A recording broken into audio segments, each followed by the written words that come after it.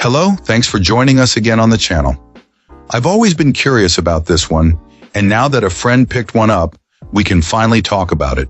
His experience, start to finish. Quick note before we begin. There's a discount link in the description and the top comment if you want to check it out. Now let's not waste any more time and jump right into the details. This e-bike exceeded my expectations in many ways, but also had a few quirks. Let's start with the assembly.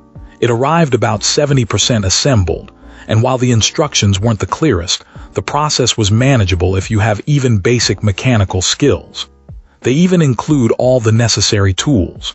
The trickiest part was fitting the front wheel and adjusting the brakes afterwards. There's no guidance on that, so you'll need to find some online resources. Customer service was surprisingly responsive.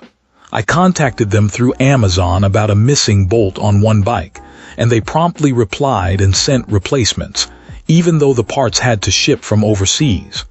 I appreciated their quick action and proactive approach. The ride itself, amazing. My spouse and I took it on a challenging route that includes a fairly long incline, and it handled it beautifully. The different power levels are helpful, making even steep hills manageable. We easily covered a significant distance on a single charge, using only a fraction of the battery's capacity.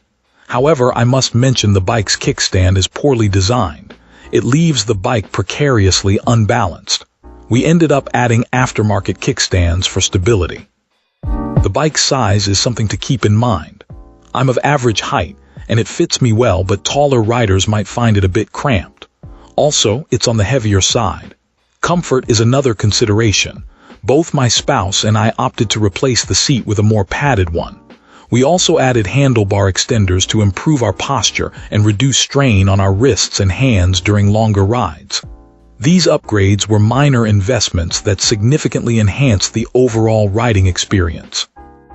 Overall, this e-bike offers excellent value for the money. While it's not perfect and requires a few minor tweaks for optimal comfort and stability, the performance and customer support easily outweigh the small inconveniences. The improvements I made were more about personal preference than anything fundamentally wrong with the bike. If you're looking for an affordable and reliable e-bike for everyday use, this model is worth considering, but remember to check the dimensions and factor in potential upgrades. If this video helped you out, give it a like and hit subscribe for more. Got thoughts? Drop them in the comments. I'd love to hear from you. Thanks for watching, and I'll see you in the next one.